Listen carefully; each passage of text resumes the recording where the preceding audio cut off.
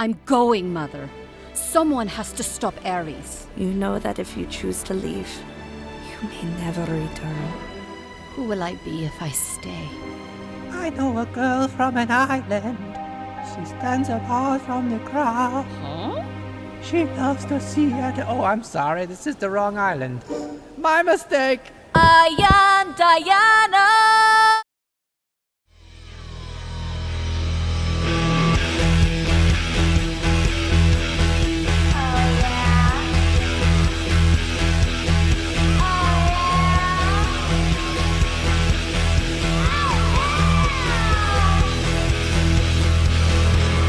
Hello again, friend of a friend. I knew you were. Our common goal was waiting for the world to end. Now that the truth is just a rule that you command, you crack the whip, shape shift and trick the past again. Hail Hydra, and welcome to Geek Salad episode 150. Chimichangas and Shawarma, a-holes. I'm Andy. I'm Mike. And I'm Joe. And today we are here to count down the top 20 best comic book movies ever made, as voted on by you, the Geek Salad audience. I can tell you guys, not only am I super excited to be doing this, but it is going to be a long goddamn time before I start trolling people for votes again on anything. This was a second job. Yeah. Oh my god. So with that said, yes, it is a top 20. So we're actually we are proactively going to split the show up into two parts. Yes. So part one is going to be the Donner cut, and then about a week later we'll follow up with part two, the Whedon cut. Yes. So anything to just take that Snyder stank off of it and put a nice fresh coat of Whedon wax on there. Brighten it up, add some Brighten jokes. it up. Add that witty dialogue that he's so famous for. And then just pretend that it's still not the Snyder car. Nope. Whedon's getting the writing credit. He's getting a writing credit. He's not getting directing credit. A writing credit. Anyway, so yes, you heard me right. This is episode 150. Yay. 100 episodes ago. You mean 150? 150. 100 episodes ago, Mike, myself, and Jim, who could not make it tonight because schoolwork, had done the top 20 best superhero movies of all time. But before we started that, we had to break out a little champagne. Yeah. Now, I know Mike's not much of a champagne guy, and I actually had this sitting in my house from the Game of Thrones finale. So Mike is going to, I think, consume his Powerade. Champagne makes me giggly. And Joe and I are going to have some of the Game of Thrones Valor Doharis Belgian-style triple ale. Yes, Which we is are. neither comic book based nor...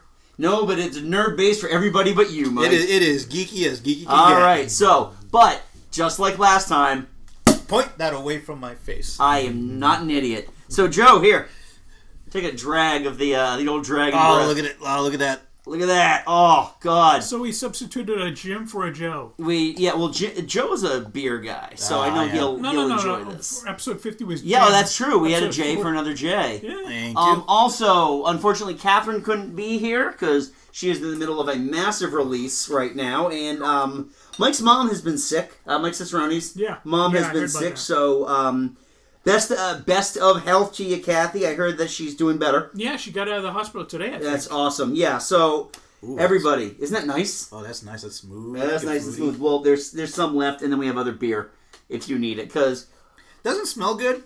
it doesn't smell. It does not smell good, but it tastes low. Joe, let me put it this way: most beer smells awful. Oh, yeah. And there's something about brewing beer. You know, there's that mystique about brewing beer. Yeah, Boiling hops smell like shit. no, you're right. You're right. But this smells worse than most beers Right, do. but it tastes so. Oh, it tastes so fucking good. Oh, it so does good. taste good. Well, gentlemen, Joe, you've been around for at least 60 episodes. Hey, Cheers. salute! Yeah, salute. Cheers. Guys, all right, another 50. When we get to 200, and Steve will start Skyping us again. All right. So, as I mentioned before, we did do this 100 episodes ago. And just in case you're not on the Podbean app, and you haven't listened to episode 50 because Mike and I went back and forth about 50 times on this one. Here was the original top 20 that was released August 11th of 2011. Yeah, just to kind of add in some like where that sits. The last comic movie that had been released before that was Captain America: The First Avenger. Right. This was prior to the very first Avengers movie. That's how far back this was. Yeah. So, here's a quick recap. Number 20 was Mystery Men. Number 19 was Incredible Hulk. Number 18 was Kick-Ass. Number 17 was The Crow. Number 16 was Watchmen. Number 15 was Scott Pilgrim versus the World. Wait a second, a Snyder movie made it onto... Amazingly, yes. I understand. Just think how shallow the well was at this point. That was a shallow well. 14 was Batman 89. 13 was Superman the movie. 12 was Iron Man 2. Iron Man 2, yes. Yeah. Shallow Again. Well. Yeah, okay. Number 11 was 5 MCU movies. Number 11 was The Incredibles because we were really lazy on the rules back then. Number 10 was Spider-Man. Number 9 was X-Men First Class. 8 was Captain America: The First Avenger. 7 was X-Men 2, X-Men United. 6 was Spider-Man 2. 5 was Superman 2. Superman 2, sorry. Yeah, the numbers are all jumbling up here. Number 4 was Batman Begins. Number 3 was Thor.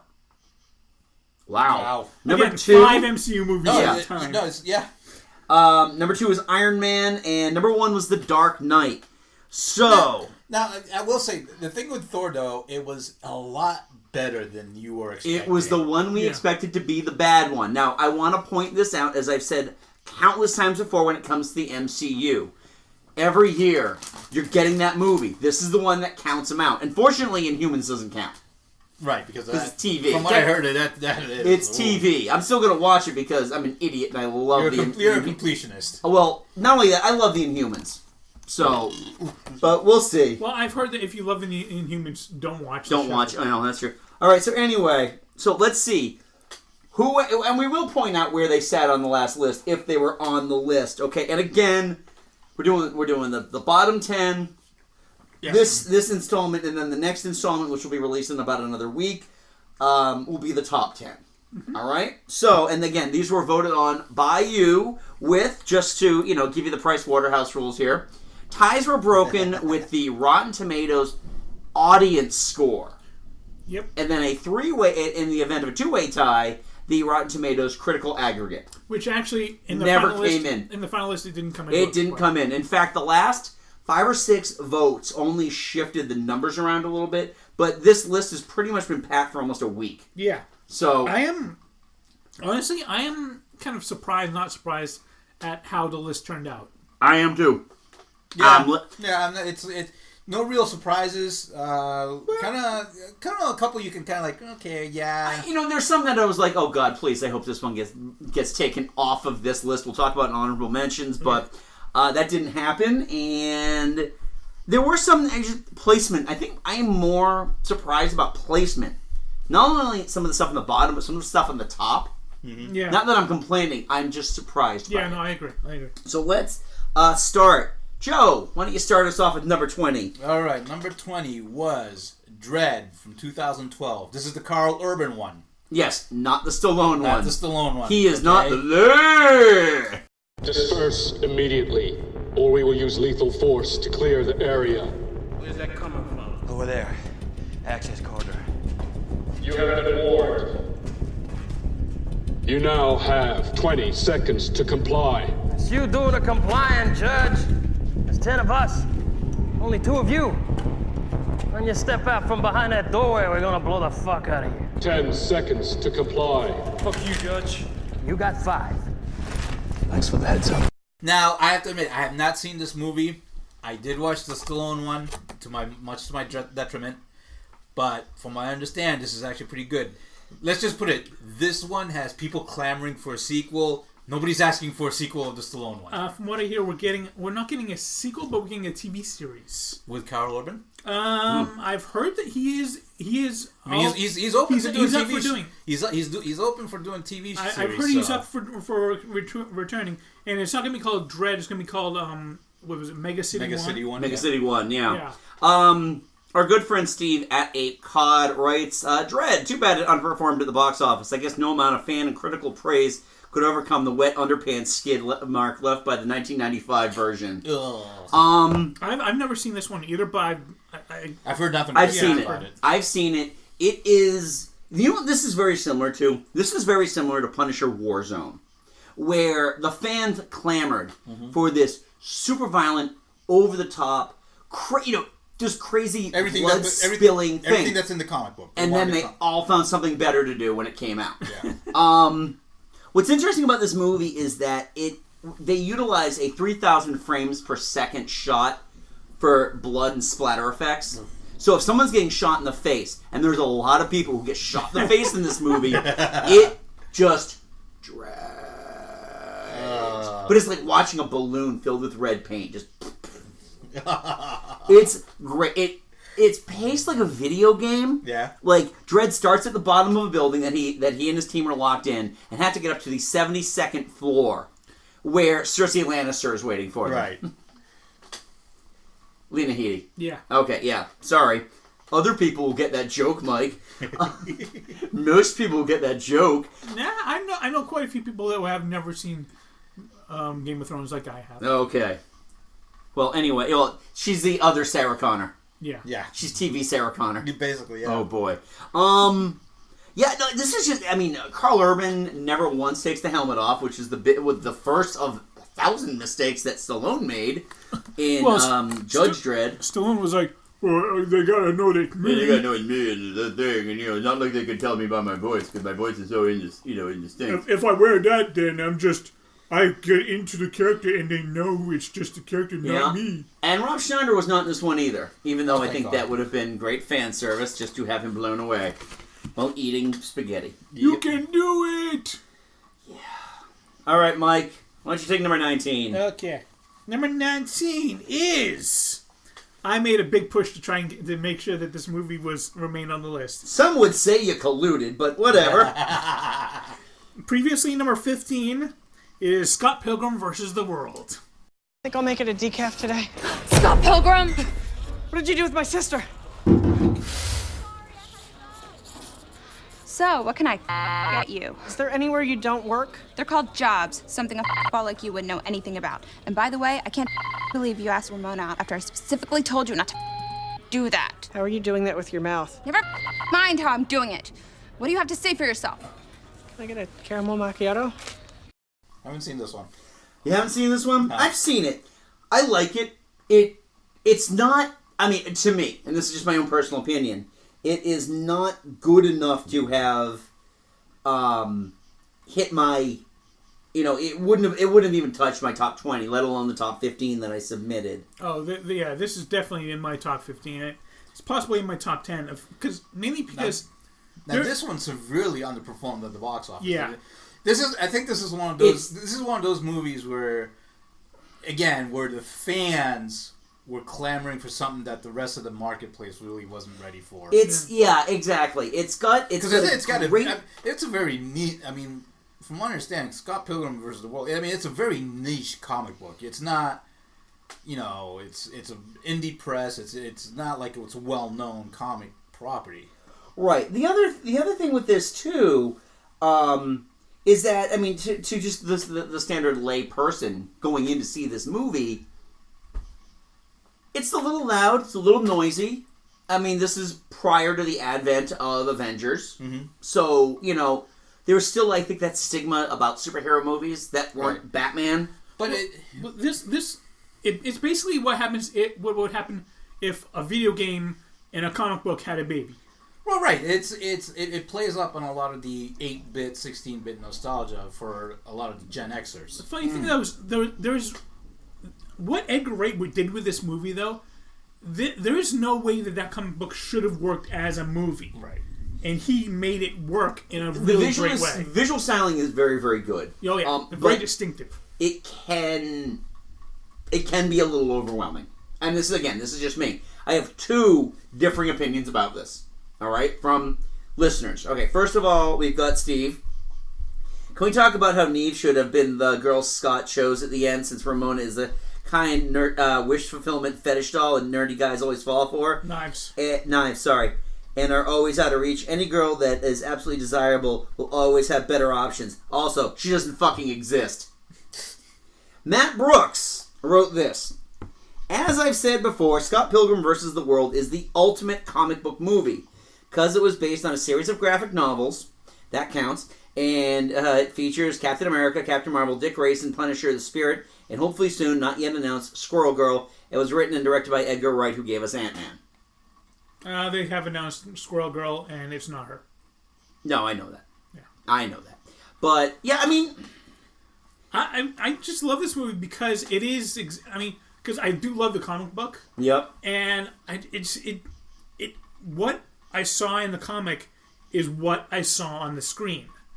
I mean, he fights evil X's in these giant over-the-top battles, and then they disintegrate into coins. I mean, it's cool. It is fun. No, there's no denying it, but Right.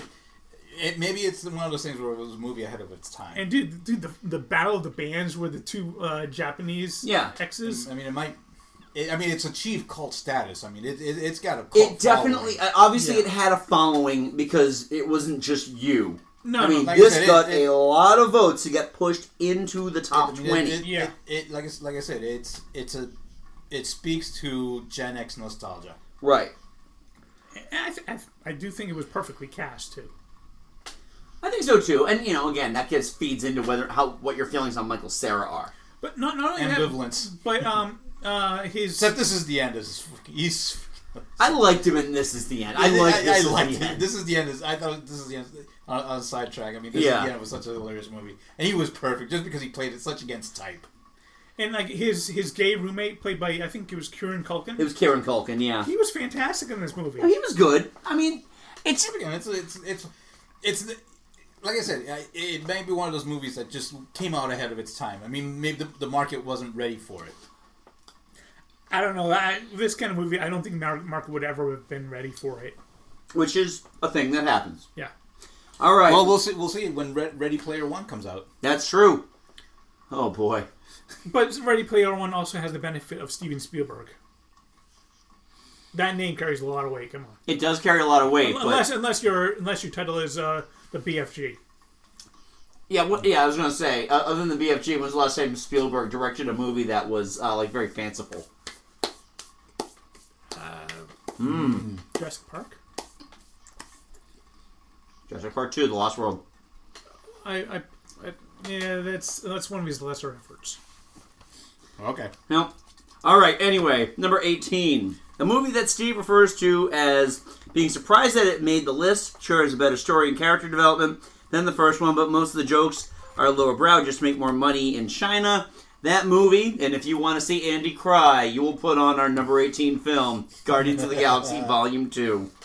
I know them scientists what made you never gave a rat's ass about you. I'm serious, dude. Just like my own damn parents who sold me, the old little baby, into slavery. I know who you are, boy, because you're me.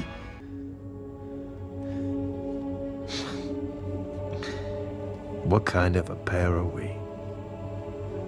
The kind that's about to go fight a planet, I reckon. All right. Okay, good. Wait. Fight a what? There is something. This is. What's the song? Huh? What's the song? Father and Son by Cat Stevens. Yeah. Every fucking time. Yeah, it's not Shyamalan Melody. Every fucking time. Oh my god. I was playing this on guitar. I was like. This movie may very well be my favorite Marvel movie now. Mainly because of the emotional strings that it does hit. That's right. It's a very, very good movie. It is a good movie. It is a very good movie. I prefer the first one. Yeah. Maybe because I thought, for me, the downfall, not the downfall, but the biggest downside of the second one, was that the climax was very, very all over the place and very CGI heavy, very loud. Yeah. I wanted it. I mean, the first one was much more grounded. Much more like the climax was a dance off, bro. And I thought it was fantastic. This one, it was a CGI. There's a lot going on because there was a lot going on. He's also right. fighting a fucking planet. A sentient planet. I mean, come on. Can we just say how good Kurt Russell was as Ego? Kurt Russell was Actually, I will say he was the weakest part of this entire movie. What? Part of it was I didn't need to hear him explain the whole Brandy thing. Because it just sounded like my dad trying to explain music to me while I'm 45 years old, you know? Well, right, but you have to look at it from the context of the fact that this guy, that Ego, has not seen Peter in 34 years. Yeah. Well, I will say that Brandy, you're a fine girl. What a good wife you would be. The thing is, I hate that song. I'm not of all the songs on the soundtrack, that's my least favorite. Really? I'm not a fan of that song too much either. Well, I mean... My dad loves that song. Oh, really? I think that, with this movie, the first movie was about finding a family. Yeah. Right. This movie's about losing a family and finding out what's more important. Because he loses not only his actual dad, but his father. Spoilers alert, by the way. His father figure. Yeah, he loses the man who was his father as he realizes that he was his daddy the entire time. Yeah.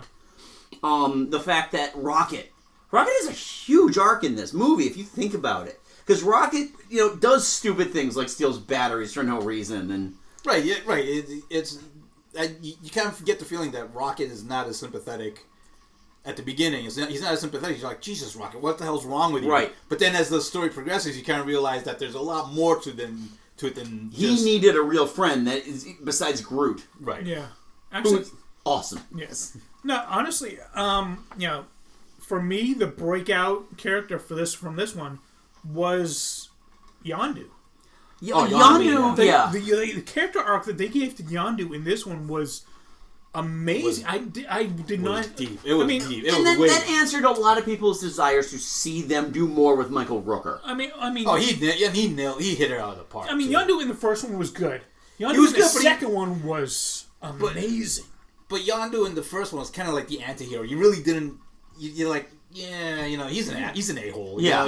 Why the hell would you do this to this kid? But then you kind of see what the bigger story was and what the hell over the two movies. You're like, okay, that makes sense. So now Yondu in part one, I have a lot more sympathy and a lot more empathy. No, exactly. It definitely the two pieces fit really, really well together. Are you listening to Zack Snyder? And that's the thing too, is that there were times when the movie could get very, very dark, especially with Nebula. Yes. But Nebula's story arc. Oh yeah, it was fantastic. Her growth.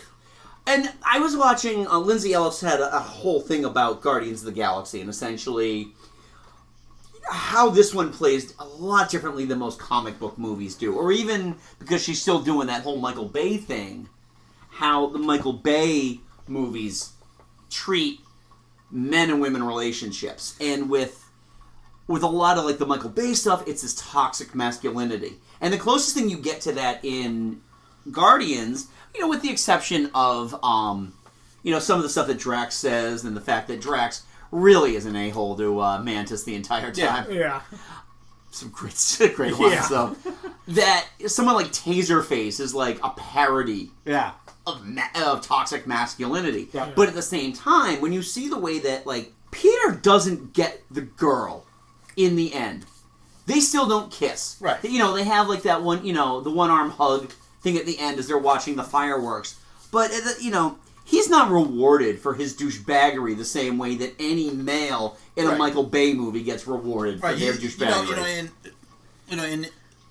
In the most kind of basic sense of the word, Peter Quill is a bro. He is. He's absolutely a bro. He's a womanizer, Right, exactly. Oh, I'm sorry, I forgot you were here. Right, exactly. He's a bro. But he gets called out on it. Gamora calls out on his shit all the time. Yeah. And the fact that it makes him realize, oh, maybe, so he becomes just kind of like this lovable lunkhead. Right. But he's still a bro. Right, exactly. And, that works really, really well. The relationship between Gamora and Nebula. It was great. Just some of the things that Nebula comes back at her. I like that they gave her more to Jillian Jacobs, right? Jillian. Doctor Who. Yeah, I know. Amy Pond is Karen Gillan. Karen Gillan, yeah, sorry. Yeah. She got a lot more to do in this one. Yeah. Some of the stuff. Oh God, the stuff with Zack Snyder's brother. Not Zack Snyder. James Gunn's brother. Yeah. Oh yeah. The whole thing about, well, what you're going to do?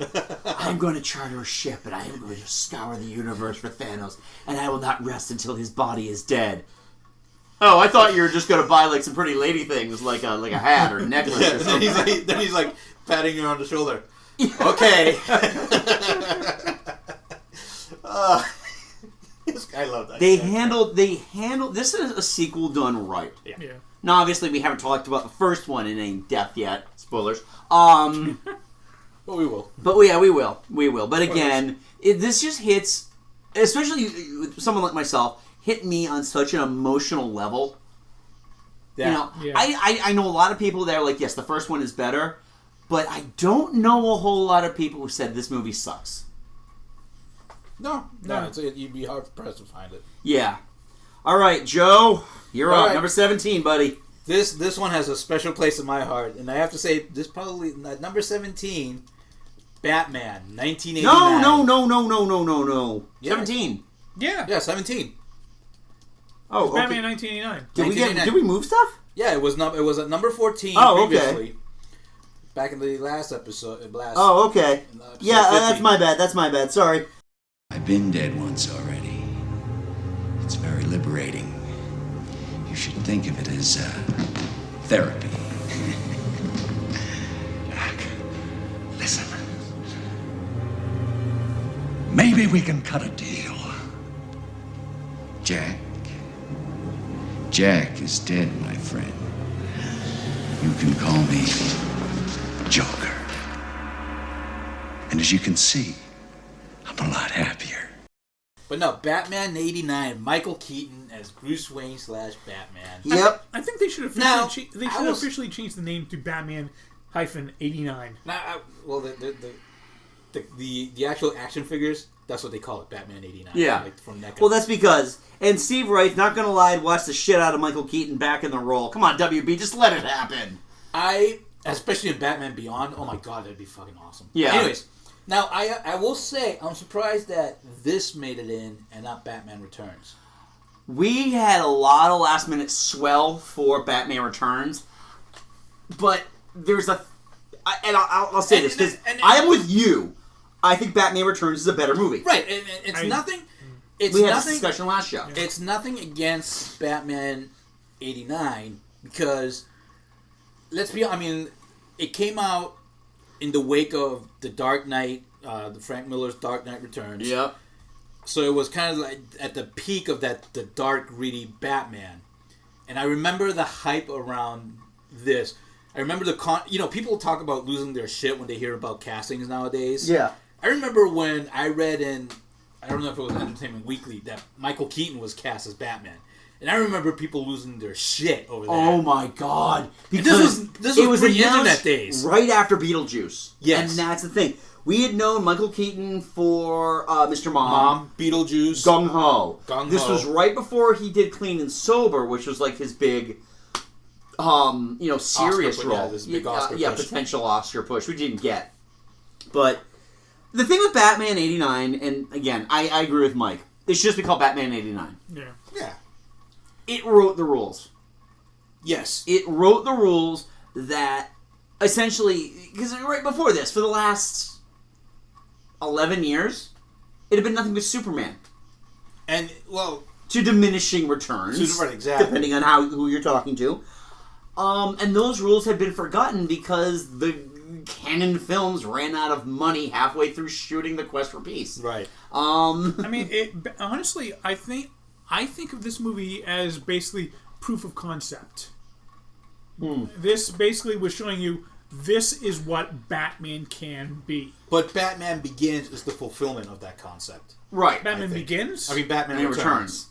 All right. It is a We're gonna have to. We are gonna have to sidebar. Right. Batman Returns, but to get to Mike's point, What this movie did was, the proof of concept of this movie was, if you hire somebody who actually reads the fucking comic book and understands the source material and is not just there to make a buck, then that is a proof of concept. Now, back to my point. This movie was written on the fly. This entire movie was shot on the fly. When Michael Keaton was dressed up in the bat suit, which, by the way, loved the bat suit at first, but when you actually get a good solid look at it, you could stick an entire hand in between the openings of his mask. But you remember how dark that movie was. I mean, in terms of, not just dark, but just in terms of cinematography. It was a dark, a lot of it took place in the shadows and stuff like that. But... I always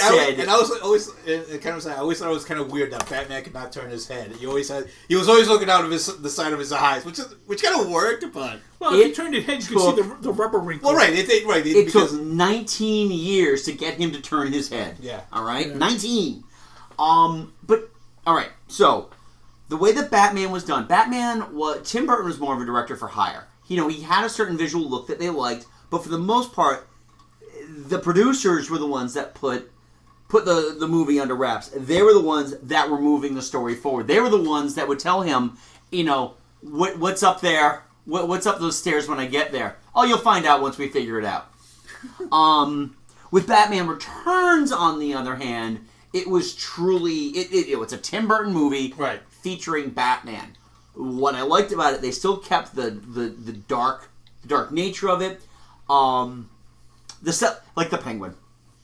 I think you couldn't at that point in time you could not have done the Penguin any other way. I don't care what you say you want to see. He would have been a joke if they'd done it like the comic book. In 1992, I don't give a shit what you say you think you want to see. If you see a fat guy just with with the cigarette filter, acting like a fat Burgess Meredith from Batman 66, you're a fucking liar. Because the second you'd actually see that, you'd be bored out of your mind. Right, exactly. The thing is that Batman Returns is more of a filmmaker's film. But it worked. It worked really, really well. Batman is a movie. It is a production studios movie that Tim Burton, God bless him, got his name on. And the thing is, Batman is the sort of character that can work for. You can make a film out of a Batman story. See, my biggest thing about Batman Returns is that I like the characters, but it doesn't feel like Gotham City. It feels like a pastiche of Gotham City. It feels like a caricature. Well, Gotham is the thing is they expanded on Gotham. No, they made it into a cartoon. They made it live action characters. They made the live action characters on a cartoon set. Gotham is a pastiche of New York. Okay, so but it didn't look like New York. It looked like a cartoon. Now, funny, we're talking more about Batman Begins, even though Batman '89. You mean Batman Returns? Yes, Batman Returns is the one we need to talk about. All right, let's talk about Batman '89. Yeah. All right. All right. So many iconic moments in it. This movie wrote the rules. It wrote the suit. Do you remember the first time you saw that Batman suit? Ooh, do you remember how fucking excited you were when you finally realized that? Oh my God, they took us seriously. They knew Michael Keaton couldn't fill that thing out. There's muscles built into it. The first time you see him in the movie was just that shadow moving through the smoke. Yeah, but that first one, and I love that they didn't jerk you around on that. No. And you see Batman in the first 5 minutes of the movie. Yeah. The opening credit sequence. The fanfare. Yeah. You didn't get a fanfare like that since the first Superman movie. No. And again... have you ever danced with the devil by the pale moonlight? Which every jack-off in my high school did as their senior quote. Yes, they did. Holy fucking shit. I remember going through the yearbook and reading, Jesus, keep people. I graduated in 1990, so this was still fresh. Yep. It wrote the rules on the suit. It wrote the rules on the music. Danny Elfman. The Prince soundtrack. No, but the Danny Elfman music Danny Elfman, absolutely. Defined Batman theme music until the Nolan verse came out. But the Prince soundtrack was unnecessary. No, there are certain things about the Prince soundtrack that are really, really good. And on its own, It is good. It's not great Prince Right. music. It doesn't fall into Purple Rain. It doesn't fall into, Graffiti Bridge. It falls into that happy, warm medium. And it fits on that parade scene where you're seeing the parade scene. The scene in the museum. Yes. It fits there. The bat dance was ridiculous. Okay, I will be the first person. I love Prince. I'll be the first person who went, bat dance is stupid. But it is unbelievable. The video worked really well. Because what that did was that gave you a more open approach to watching this heavily merchandised movie. Yes. Which kills me because they only made 3 action figures. Yeah, but now... Well, now... you can't.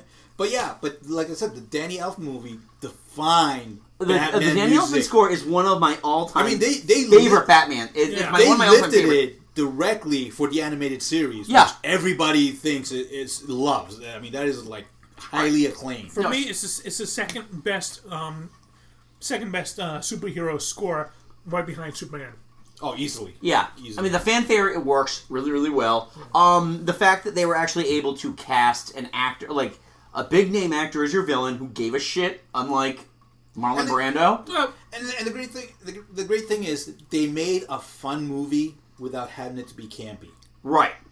They made a fun movie also without pandering. Because that's the one thing this movie does not do. It doesn't do a lot of callbacks just for the sake of callbacks. You're not pulling out of the box of pandering to, Where does he get those wonderful toys? It's a great line. We didn't have Grandpa Batman as Adam West. Yeah, that's true. Oh, Jesus.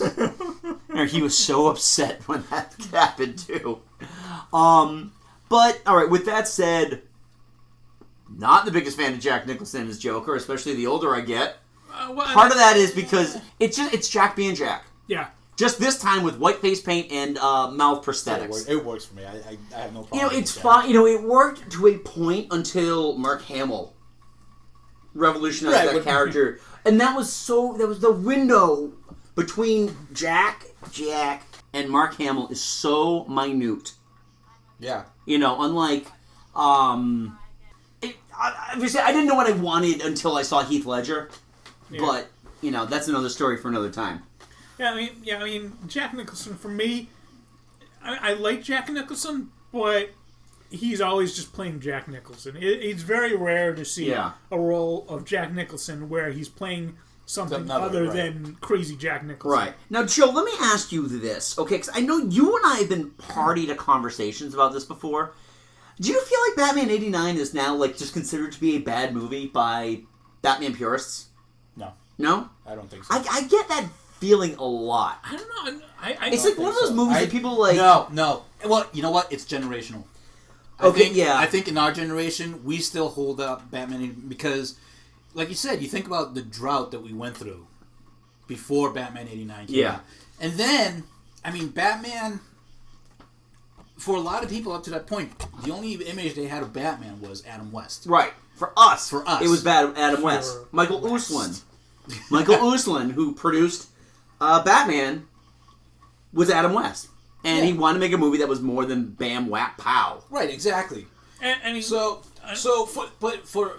Gen Xers like us, Batman 89 represents everything we wanted in comic book movies. To be taken seriously. Yeah. So, I think for us, yes, we still hold Batman 89 in very high regard. We don't think it's a bad movie. It's we recognize its strengths. We also recognize its weaknesses and stuff like that. Right.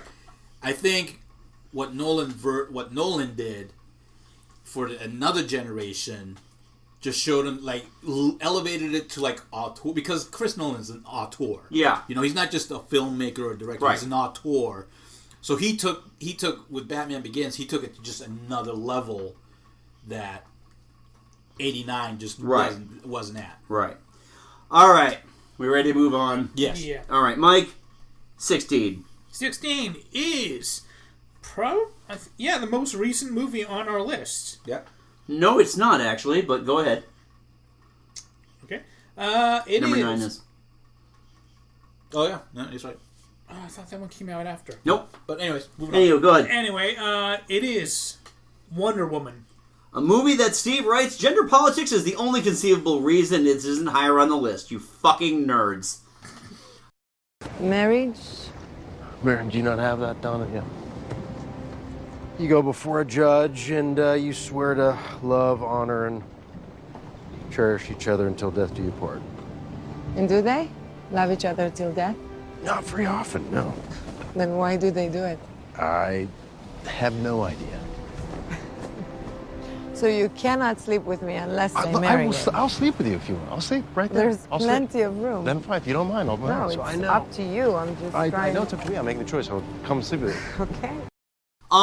It absolutely made my list. It made my list too. Didn't make yours though. I didn't. Mr. DC did not vote for After Wonder I Woman. made and when I sent my list and Andy pointed out that I made a mistake, I said just add this one. I did not think that Wonder Woman was gonna. Yeah, it's okay. Wonder Woman will be high enough, right? I figured, and honestly, I thought it'd be higher. I thought it'd be at least top 10. I honestly thought so too. This was the one I was talking about earlier. I was surprised this wasn't higher. I mean, it really is a good movie. It's not just. It's a very good movie. It is. Well, I mean, beyond the gender politics of it, being of Patty Jenkins as a female director and a female superhero, it really is a good movie. It is one of the best origin movies I've seen in a yeah, very it long is. time. This is honestly should have been put out before Batman versus Superman. Should have, but because here's the thing with Wonder Woman. I learned a lot about Wonder Woman. I learned a lot about Diana in this movie. When you go back after you've watched Wonder Woman, go back and watch Batman versus Superman, and it'll make figure out what the fuck was she even doing here. Yeah, she didn't need to do anything. They didn't introduce her properly. They just she showed up in a suit. No, she just showed up at a party. She showed up at a party, but no, when she finally shows up as Wonder Woman, if you never read a page of a DC comic book. Who is this? And you went to a movie theater filled with people who have no idea what the fuck's going on. You're like, who the hell is she? Wonder Woman is an excellent origin movie. This is the origin movie I've been saying for years they need to make for her. Yeah. Be it a Thor or Captain America type origin story. Take her all the way back to the beginning. Yep. I was actually setting it in World War I. I thought was a fantastic. Well, you couldn't set it in World War II because then you're drawing immediate comparisons to Captain America. Yeah, right. But it also, I think it fits for the character, like the character that they wrote in this one. It fit fantastically. Not only that, honestly, World War I is a very underrepresented war in movies. Yeah. So I can understand that's a well, and really, it's always fallen prey to his bigger brother. Well, no. The problem with the thing about World War I is at the time, and kind of one of my hobbies is reading up and doing a lot of reading about World War I and stuff like that. At the time, a lot of people really thought it was the apocalypse. Yeah, it changed the world, and people had not seen any war like it beforehand. So, I mean, it made so to fit Wonder Woman in this kind of in the middle of this makes perfect sense. Yeah, a god. You bring a god into this. This war has to be the work of gods, right? Because we've never seen anything like this before. Here's the thing with this movie, and I don't want you guys to misunderstand me at all. I love this movie, but this movie is more of an important movie than it is a truly great movie, in my opinion. It's the most important movie in the DC. Well, not only that, it's the most important movie DCWB. for a lot of young kids. You brought your daughter to it. She loved I brought Sophia my daughter to loved it. And, after we got through the whole noble sacrifice thing, that there were many tears shed, I asked my daughter, when it comes out on Blu-ray, do you want me to buy it? And her eyes lit up and said, yeah, let's buy it. Yeah. When the No Man's Land scene, which is my easily the best scene in the entire movie. Absolutely. Easily the best scene in the entire movie. I saw her finally make that is an appearance. Yeah. That is a first appearance. She comes up over the ladder and just walks through No Man's Land, deflecting bullets. And I am gripping my daughter, and I'm thinking to myself, you have no idea what this means right now. Yeah. What this moment on screen means to you, as well as me right now, being your dad. And it's great because She's in the trenches. She's got all these men telling her, "No, you can't do that. Yeah. Don't do it. No, don't do it." Diana, no. And she's Diana, like, yes. And Diana's like, "I'm doing it." And Yep. she walks up and just, I mean, going for Gal Gadot's credit, yeah, the look on her face when she's just walking through and just determination, and just bouncing and bullets aside. and that's another great thing is, I had a lot of my doubts about Gal Gadot. She hit it. She nailed it. She has been fantastic through this entire thing. Yeah. She's handled the pressure better, I think, than anybody else. She's handled it better than Ben Affleck. Oh, she's a sad Ben Affleck. I'm out. I'm in. I'm out. Mike, take a look. See where he's at right now. Is he out or in? Well, it depends on who you ask. If you ask him, he's in. If you ask Matt Reeves, he's out. If you ask his brother, he's out. Casey Affleck wants that lucrative If you ask Batman John money. Campia, it doesn't matter. It doesn't matter. Justice League will be the #1 movie of the year. Mark my words. Anyway. All right. So this movie, first of all, brought a lot of goodwill to a dying franchise. Oh, this was I mean, if this had not worked, there would be a lot of different changes. There would be heads on pikes, not figuratively. I'm talking literally in front of Warner Brothers. Heads on pikes. With Sad Affleck walking by. Exactly. This is Warner Brothers finally saying, well, you know what? We actually made an actual profit on something that wasn't Harry Potter. We didn't just break even like we did in the last 3 movies. Exactly. These expensive washouts that did great numbers on paper, but when you look at their continual drops, Wonder Woman had legs. And it still has legs. Still has legs. It is still. I mean, it is still pulling in. I just checked it today. Domestic box office 410. Right. Yeah.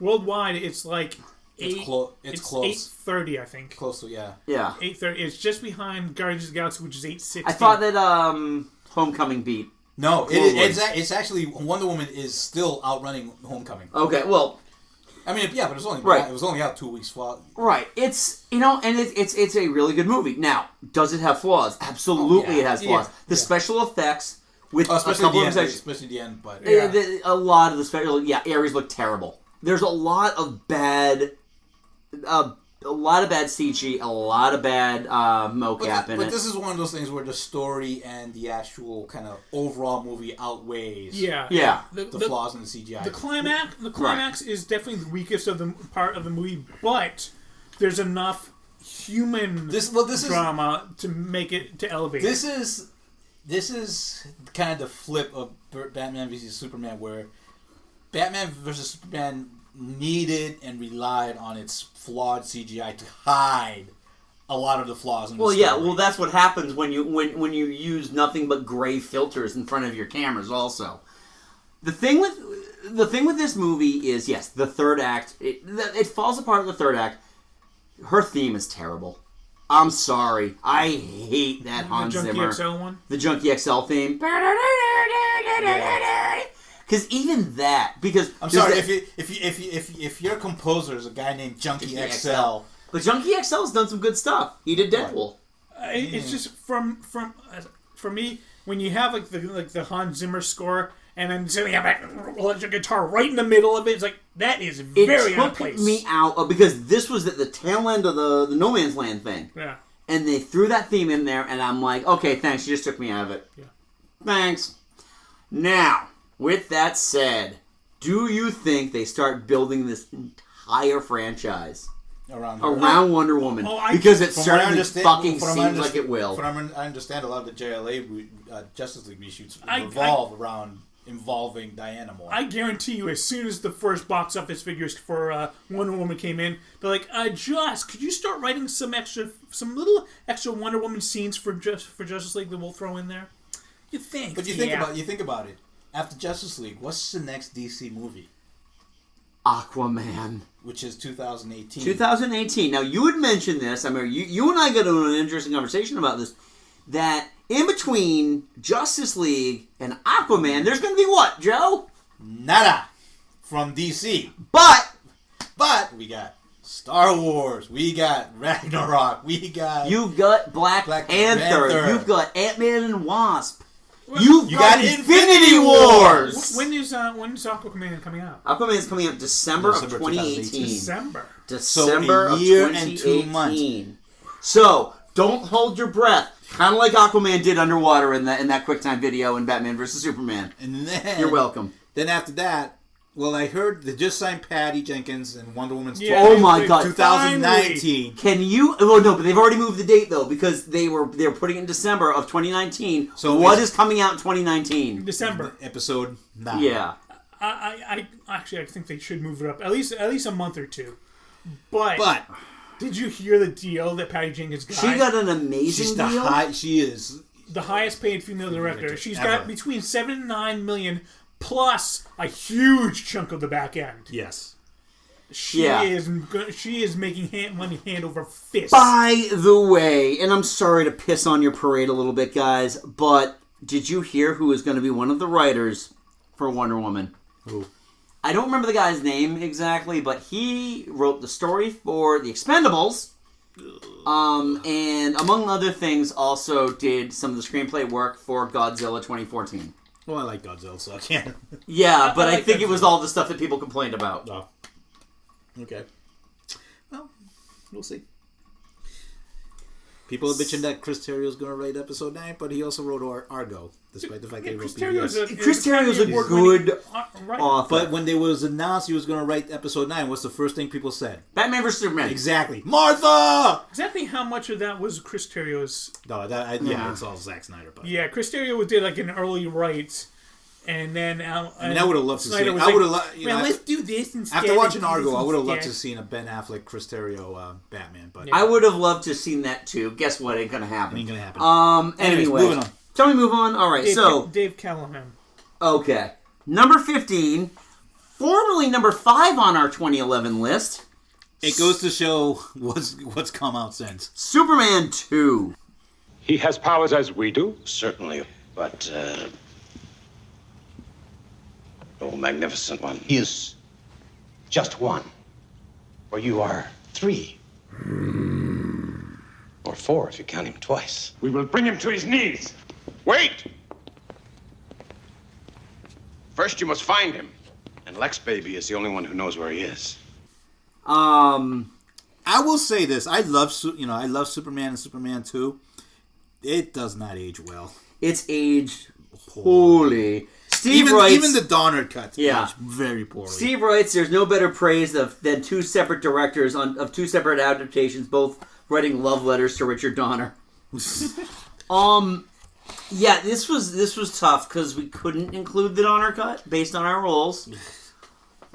All right, there are some things that are very good about this movie. This movie is definitely more action packed, and a faster pace than the first Superman movie. I prefer Superman 2 over Superman 1. Well, yeah. It's because you want to see Superman fight somebody, not just flying around saving kittens. Yeah. I don't know. You know what? This is a direct criticism of Zack Snyder. I also want to see Superman save some kittens too. Right, exactly. Which would have been helpful in Man of Steel. Which didn't happen because... But I'm so sad. Fine! No, because Dad says I can't. Fuck him. Anyways. Yeah. And I liked Man of Steel too, so... It really depends also, I think, on where you're coming from in terms of your initial introduction to superhero movies. Well, I think for a lot of people, they might have seen Superman 2 before they saw Superman 1. I did. I saw Superman 2 before I saw Superman 1. I mean, for Gen Xers, Superman was the only Superman. True, up until 1989, yes. It was the only superhero movie out there. Unless you wanted to watch the Marvel TV movies. I don't remember which one I saw first, but I think it was Superman 2. I guarantee you saw Superman 2 first. It was played more on the HBO. I didn't have HBO. Okay. Now, whatever you had for Channel 56. Now, I will say this, and maybe this is not true of the character today. One of the reasons I hate Lois Lane as a character was because of the Superman movies. I just do not like... I did not like... Now, this is not true of the modern incarnation of the character. But she was just there to get saved by Superman. Get herself into situations where she needed to be saved by Superman. And it's like, lady, what is wrong with you? You're talking about a demigod who could be saving the world. Yeah, you just gotta save your dumbass all the time. Which, again, alright, and... 70s. I understand it's the time period. And the thing is, okay, and this deviates completely off of Superman 2 for just a second. Please indulge me. No. Remember in Man of Steel when we were like, you know what, Lois Lane's not bad. She's not an idiot. Right. And then Batman vs. Superman happened, and it's like... What happened? Fucking A, Lois, again? You're regressing, lady. Exactly. Wait, I can stand in the center of all this destruction. I'll be fine, right? Oh no, I need someone to save me. Hey, Lois is drowning, guys. Could you take care of the shave troll for me? And I think that was one of the one of the big I got all problems. these powers. Again, and that was one kind of why Batman v Superman was kind of regressive. Is like Superman. Yeah, I know you understand he has a relationship with Lois. But he puts everything aside to go save her while she's doing stupid shit out in the middle of the we're all dudes. Desert. We're all guys. I know the lengths we go through to get laid. Exactly. But come on! You're Superman! You don't need to do this. Just put the suit on. But Superman 2... Hey, they had a bathtub scene. Oh, good God. Oh. Yeah. Anyway, back to Superman 2. Superman 2, okay. So first of all with Superman 2...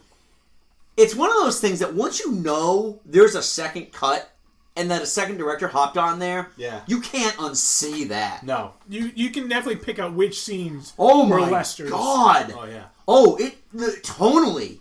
Yeah. Tonally. Going back and watching the Lester cut, tonally is a completely different movie because there's a lot more gags thrown in there. Yep. The French, the Eiffel Tower scene. If I were French, I'd be very upset. I'd be very offended because that scene was just pretty much in there to laugh at the frogs. Yep. There were things about Superman 2 I really, really like, and I can understand where people are coming from that they like it better than Superman 1, the movie. Yeah. Mainly because the pace is crisp. It's a nice, crisp pace. There isn't a lot of downtime on everything, which might be its flaw. I think if anything, in terms of my own complaints, it's my flaw. It's my complaint about the movie. I think it may chump a little too much. Not enough time is spent with Lex Luthor being Lex Luthor. Lex Luthor had no point in being in that movie. He really didn't. He didn't. It should have just been all about they threw that. They put Lex Luthor in that movie because hey, Gene Hackman. Right, exactly. We got him. No, it's not that they got him. They had shot all of his shit. That's why. You have to admit, the movie gave us one of the most iconic lines in all comic book. Kneel! Son of Jor-El, kneel before Zod! You will bow down before me, Jor-El! You! And then your ass! Wait, where's Jor-El? We didn't want to pay him for a second movie. Oh! Lana! Son of Jor-El, I will kill you! Wait, sorry, that's... I mean, you're right, it has more, the lesser cut versus the Donner cut has more, but some of the side gags work, like Soup's just sitting there, just floating outside Perry's office, we need to talk. Oh yeah, actually, you want to take a step outside. You want to take a step outside? Actually, in the Donner cut, that's a different line. Yeah. That's the one line that I wish they'd kept from the lesser cut. Well, there's the other thing too, the reveal. Yeah. The Niagara Falls reveal. Let's trip over a rug. Oh, exactly. Hey, Clark, your hand's not burnt. Well, you got me, Lois. I'm Superman. Ba-da-ba-ba-da-da. Wink. Oh, God. It's just... Yeah, I wish that they had finished... There were finished bits of the Donner cut, because that's the one problem with the Donner cut, is that because you're using test footage... Yeah. It looks weird. It looks out of place. But at the same time, if you're in... But the story works. If you're me and you're just following the story, it works so much better. Yeah. But again, I can understand why people like this. My cousin David was like, Superman 2, without a question, is better than Superman the movie. Yeah. I don't disagree with that. It's tough. Well, we're going to get into it. Again, spoiler alert. But, I mean, there's a lot of this. I don't hate this movie. Don't get me wrong, I do not hate this movie. But now that I know there's a better version available. Or a better version of what could have been. What could have been, exactly. Because Richard Donner has directed some fine movies. Yes, Richard Lester directed A Hard Day's Night. Yeah. Okay, moving on. All right. Joe, you're up next, buddy. All right, at number 14, a new addition to the list, X-Men Days of Future Past. It's the greatest gift we have, to bear their pain without breaking. And it's born from the most human power. Hope.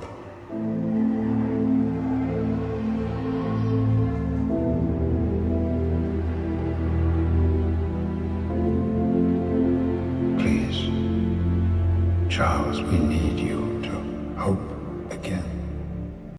Yeah. From my point of view, I think this is the second best X-Men movie. I agree. I agree with you. I'm going to put it third, but that's just me. And I'm surprised it's not higher. Yeah. I'm not, honestly. The other one, there are a couple of other X-Men movies on here. I'm surprised one of them is higher than it is. Steve also writes about Days of Future Past. It's great, but enough Wolverine already. Well, that one, this? I actually kind of understood. It made sense and it fit. And the thing is, Hugh Jackman sells movies more than Ellen Page sells movies. That, and you're right. Fox knows who's buttering their bread. Yeah. And, I mean, to be fair, Hugh Jackman is the best thing out of any of the X-Men movies. Yes. Yeah, well, it's we said this before. It's the perfect casting. Yeah. He's very well the best. It's one of those things with nerd culture being what it is. I remember when Hugh Jackman was cast and everybody lost their shit. Should have been Glenn Danzig. He's too tall. I'm a moron. Hugh Jackman, he's too tall, man. He doesn't have the muscles. Oh, Jesus Christ. Did you see his workout regimen that he did for the Wolverine? Yeah. Oh, it's a shirtless day. I can't drink water for 48 hours. Yeah. I gotta get my veins to pop. Yeah, no. Days of Futures Past succeeds in something I was really, really terrified of, which is take a massive X-Men story arc and condense it into a movie. Because obviously with X3 they failed. Miserably. Totally failed with the Phoenix Saga. But Days of Futures Past, I thought, handled it really well. They also managed to Superman Returns, X3, and X-Men Origins Wolverine. Yeah. And they also managed to Wolverine Mystique. They did. They did. They put her in there when she really had no point being in there. But hey, why not? Because, hey, Jennifer Lawrence. Naked Jennifer Lawrence? Okay. Or semi-naked? Yeah. It is, I mean, it's a very good movie. I mean, it comes down, for me, it just comes down to personal taste why this is my third favorite X-Men movie and not my second. Yeah, for me, the future scenes are definitely the weaker part of the movie. See, now, yes and no, because I liked it because it worked. It shows what the possible future for mutants are under Sentinel control. But yeah, I mean, the past scenes, definitely... but I think you need the future scenes work because it also ties James McAvoy, Professor X with the Patrick Stewart. Dude, that scene where they made each other. Yeah. Whoa. Mind blown. That was just I mean, not only that, but those two actors. Right. They were giving their all in that scene, and it showed. Yeah. Right. There's, what the funny thing is, I felt they really held back on Michael Fassbender in this one. He wasn't nearly as tortured as he was in, First Class or even Apocalypse. Yes and no. I mean, the scene where he's confronting Charles on the plane. Oh, yeah. Like, what did you do for them? Yeah, exactly. They're dead. And like the whole plane's like shaking. Yeah. That scene was powerful. That was a powerful scene. It also introduced us to Quicksilver, or Peter. Yeah. Because they're not legally allowed to use the word Quicksilver. Neither is the MCU. Stole the movie. Oh, yeah. That scene. Peters, yeah. Oh, yeah. That was a brilliantly filmed scene. It looked great. It was fun. Yeah. He was a fun character. I wish there was more of him. Huh. It was easily the best 5 minutes in the movie. Well, hands down. Well, when he finally rescues him from the prison, he's like, "I'm going to hold on to the back of your neck so you don't get whiplash." What? Whiplash. And everyone got a nice giggle out of, "You control metal." My mom used to know somebody to do control that. metal. Yeah, I mean, it's a really good movie. There's, trying to think. I'm just trying to really put into words my thoughts on it. I thought it was a really well-made movie. Again, I think the future stuff was a little, like, I hate to say a little out of nowhere, based on the existing universe we'd already been introduced to, as shitty as the last movie was before it. But, yeah, it was shitty. On the plus side, it was the movie that was responsible for getting rid of all the shitty movies. That's true. Yep. And yet you still had Kelsey Grammer's Beast. Yeah, because they that worked. And it gave Deadpool plenty of fodder. Yes, it did. Oh, so much fodder. These alternate timelines are really confusing. Are you talking James McAvoy or Captain Picard? Because these timelines are really confusing me. All right. Who's up? That you, Mike? That's me. All right. Number 13 was number 4. It is Batman Begins. As a man, I'm flesh and blood. I can be ignored, I can be destroyed, but as a symbol, I can be incorruptible. I can be everlasting. What symbol? Something elemental, something terrifying. I assume that as you're taking on the underworld, this symbol is a persona to protect those you care about from reprisals. You're thinking about Rachel? Actually, sir, I was thinking of myself. Steve writes, Batman reboots. I mean, Batman Begins. It's probably just the right amount of grimdark that doesn't come off as a pander to fanboys. Just like Wonder Woman, this is an amazing origin story. Yes, it is. Yes. This takes the time to introduce you to how a trust fund baby became the the Lord and Protector of Gotham City. And this was the perfect palate cleanser to Batman. Well, we kind of expected we were going to get something that was going to be a better. There's no way you could have gotten any worse than Batman and Robin. You think about it. I mean, when it was announced, when Batman Begins was announced, was like around 2013. It was just 6 years after Batman and Robin. Yeah, it was 97. 8 years until it got released, though. Right, but it was 2000. 6 years. So you're thinking it's kind of soon, and you know, you guys almost destroyed the franchise with Batman and Robin. Yeah, you really think you can? There was not a lot of confidence. And then they announced Christopher Nolan. But the only movie he had made at that time, which he was known for, was Memento. Which as good a movie as it is wicked hard to follow. It is. And then he came out with Insomnia, which is not a good movie. It's a terrible follow-up. I didn't see Insomnia, but Memento, you have to be like one of those, like a true film geek to really kind of get into it and understand it. So for a lot of people, are like, is this really going to work? And hats off to him. He made it work. It did it perfectly by doing just the occasional flashbacks to showing like what him training and all that, and then going back to him becoming Batman. Right. When he gets to the city and he goes to the trial of Joe Chill. And then he reveals to Rachel that he had a gun. Yeah, right. That was one of the best scenes in the movie. Actually, yeah. It was a very good scene. It established Rachel Dawes' character better than I think Katie Holmes was really deserving of having. Capable of. When you go back and you watch that movie, Maggie Gyllenhaal was such an improvement. Easily. She's a better actor. Well, yeah. Also, she was a bit... Katie Holmes was just a tad too nipply throughout the entire movie. It's like someone's running the AC in Gotham City all the time.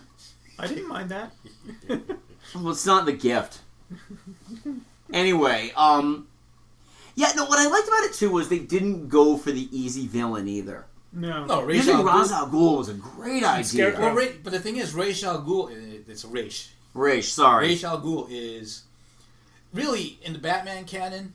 He's really kind of... I don't want to say he's like a C-tier, C-level, D-level villain, but he's not one of the most well-known villains. No, he plays a lot in the background of Batman stories. And Scarecrow has always been a B-level.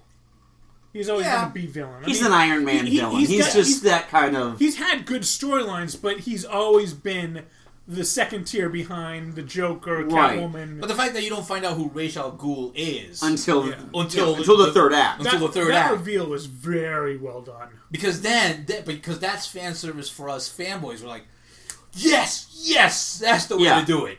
And even though they had mentioned his name earlier, you thought it was Ken Watanabe. Ken Watanabe, and it really wasn't. It was Liam Neeson, because no, all in all, I mean, it's a well-made movie. Now, here's the interesting thing about how Batman Begins is that I always treat this like I treat A New Hope. I don't bother comparing it to the two movies that followed it. You can't. You can't. You really can't. You cannot say that. Well, Batman Begins a good. And we'll get into Dark Knights when we get to it. Get to it. Spoiler.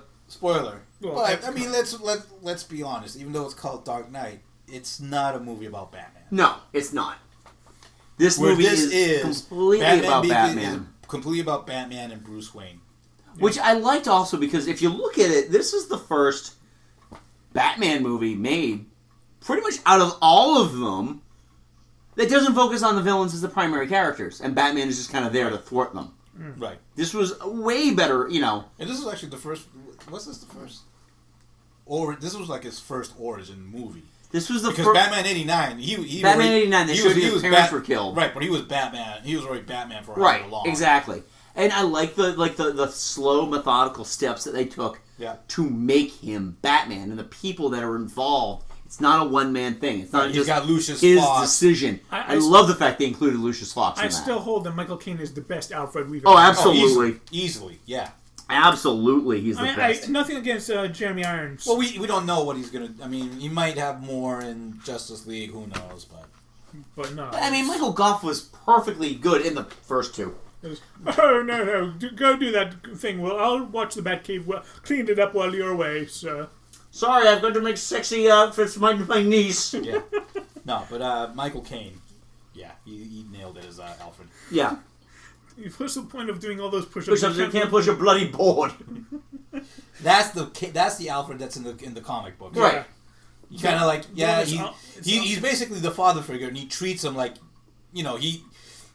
Batman's intimidating into all these other people, and Bruce, he treats Robin, or, the Robins like shit. Yeah. Right. But Alfred's the one who puts him in his place. Yeah. Right. And he's the one person that they'll get into arguments, and he's the one person that will make Bruce back down. Yeah. Yeah. And the whole movie just works. Yeah. Yeah. Which is surprising. It didn't do nearly as well as people think it did. No, it didn't. Well, because it was coming off of Batman and Robin. No. 2005 was a weird year also. It's like, it was the summer of the Star Wars movie. Yeah, I mean, it was not episode 3. A whole lot else. Episode 3 came out that year, so... Yeah. All right. Who's up next? Is it me? It is me. All right, number 12. Formerly number 8 on our 2011 list. Captain America, the First Avenger. I see your top squad is prepping for duty. You don't like music? I do, actually. I might, even when this is all over, go dancing. Then what are we waiting for? The right partner. 0800, Captain. Yes, ma'am. I'll be there. I'm invisible. I'm turning into you. It's like a horrible dream. Don't take it so hard. Maybe she's got a friend. Steve writes about this one when propaganda nostalgia becomes cinematic gold. Yeah. I know so many people consider this to be the best Captain America movie. Avengers aside, I enjoyed it, and I think it's a really good movie, but it's not my favorite or the best Captain America movie. It didn't make my list. It's not my favorite of the Captain America movies, but Avengers aside, this is my favorite of Phase 1. This is my favorite out of... I'm with you on that. I'm with you on that. And that is going through more repeat viewings of Iron Man 1 than any of the others combined. It's just the way Joe Johnston did the World War II he was setting. The perfect director for this movie. Oh, absolutely. Yes. He was absolutely... between Radio Flyer and The Rocketeer, Joe Johnston was the perfect person to direct that movie. Yeah. Because he knows the aesthetic. He knows the era. Yeah, he knows the era. He knows the look. Right. He got it. He nailed it perfectly. What I loved about it was that, again, just like Wonder Woman, it really... It removes you from everything you've already seen before. You know, in which case, you know, what you've seen before with the Marvel Universe was Tony Stark and Thor. Right. But it's so well done. The Chris Evans is such a find. If there was ever anybody born into a role, it's him. I can't help but think of him as Captain America now, the actor. Yeah. So when I see him in other things, I'm like, fuck off! You're Captain America. Get back! Get the shield back. I love how the first time you were introduced to him getting beat up in an alley. Yeah, I can do this all day. You're showing this guy who is scrawny and puny, but he Moxie. wants to He's do got moxie. He wants to do what was right, and then it goes like he's been trying 4 different times to get in the army. Yeah. And he wants to do what's right, and he's finally given the ability to. And this is something we talked about this last episode. The whole value of altruism. Yep. Steve Rogers hates a bully. Yep. Steve Rogers is going to do what is right. Not because he has to, but because it won't sit well with him if he doesn't. Right, it's against his character. It's against his character. You don't see him moping around when he's going to go save a boatload of people. Take that, Nick Spencer. Yeah, seriously.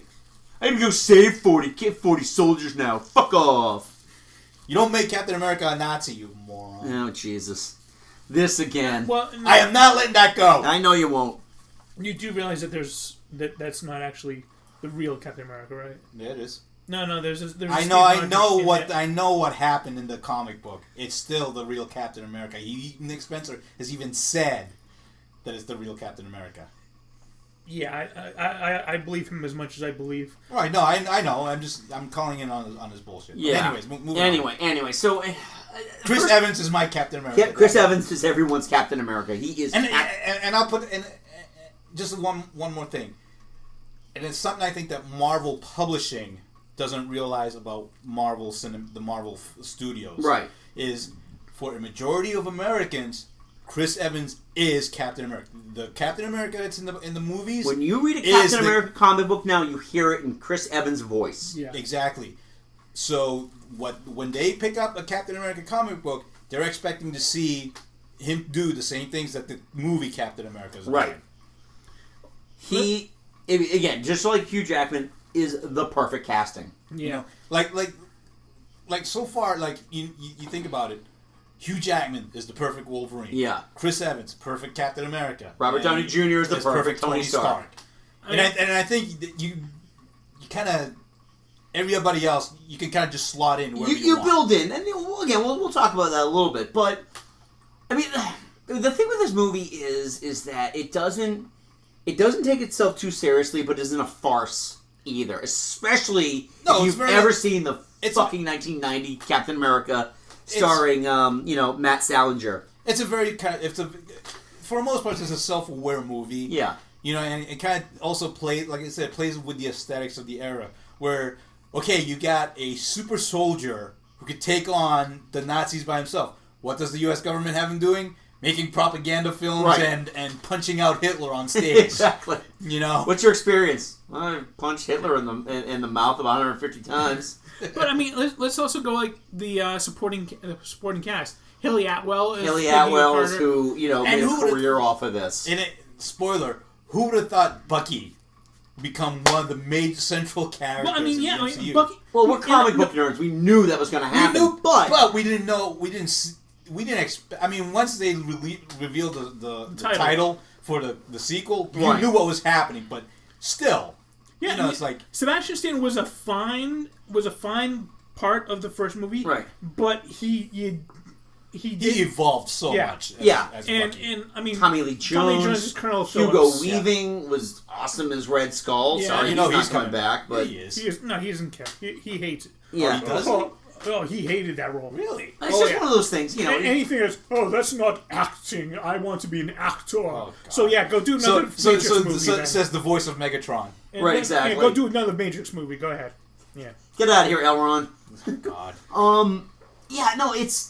It works. It's a movie that just simply works. Yes. Yeah. The fact that it also is, I love that they don't just try to jackhammer so much of the existing universe into the movie until the very, very, very end of the movie. In the very, very, very beginning, too. Well, in the very, very beginning, they find the shield frozen. Even so, that wasn't even much of a jackhammer. I mean, the closest thing you get to the jackhammer was, when he walks into Nick Fury shows up, yeah. And walks into the middle of Times Square. Times Square, yeah. Which is a cool scene. That's a very cool scene. But then when they do the after credits thing with him asking if he wants another mission. Yeah, the trailer for No, I remember midnight showing, Mike. Yeah. We went to a midnight showing back when they still used to do those on Thursday nights. Oh man, it's just it works. It simply works. Right. Yeah. All right. We got one more left. Joe, do you want to take this one? All right, and number 11, and it was 13. Superman the movie. It occurs to me that a 500 megaton bomb planted at just a proper point would destroy most of California. Millions of innocent people would be killed. The West Coast, as we know it, would fall into the sea. Bye-bye, California. Hello, new West Coast, my West Coast. Costa del X, Lutherville, Marina del X, Otisburg. Otisburg? Where's this monster? She's got her own place, man. Otisburg? Okay. I love this movie in more ways than it just being a superhero movie. I love it because I think on a filmatic standpoint, it's a well-made movie. It is a good movie. And I kind of hate to repeat the tagline, but you will believe a man will fly. Oh, you did. I did. I mean, I was 6 years old. My grandfather took me to see that movie. My first superhero movie. I went to see it at the movie theater because, I mean, I'm a DC guy. Superman is my favorite superhero. When I didn't have Marvel comics when I was 6 years old. When I was 4 years old, I mean, I was all about Superman, and I begged my mom. I would not leave her alone until she took me to the movie to see it. And I was in awe. I love this movie. I love watching this movie. I love sitting there. However, I did have my kids watch it a couple of months ago until I realized how overly 70s this movie is. Very 70s. It takes forever to get going. Yeah, holy hell, does it take forever to get going. Like everything that's going on in Kansas, you're like, you watch it now, you're like, yep, don't care. Yeah, he doesn't get to Metropolis until like an hour and 15 in. No, it's more like 45 minutes in before he hits Metropolis, and about an hour 15 before, hour 5, hour 10 before he actually becomes Superman. But there's a lot of, I mean, it's a nice little bit of a slow burn. Yeah. Again, it looks beautiful. The opening credit sequence is one of my all-time favorite opening credit sequences. And the music. Oh, yeah. The music, the Williams score. Yeah, it opens, the curtains open. The curtains open, the comic book, and then just the fanfare. Just the fanfare. And the fact that those, I mean, if that was in 3D. Right at you. Right at you. You didn't even need 3D. It came right at you. I love the way that looked. Yeah, it's a great movie. Terribly dated. Horribly dated. But then again, most of the Superman movies were. Yeah. A lot of three-piece suits. It's very...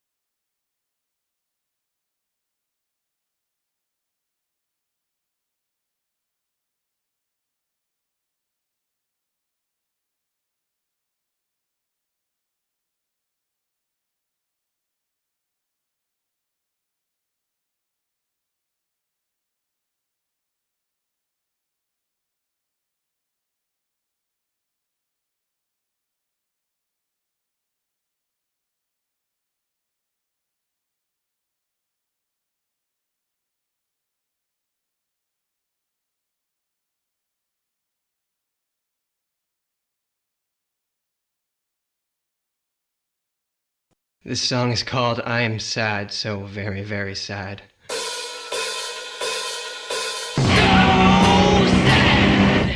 Thank you.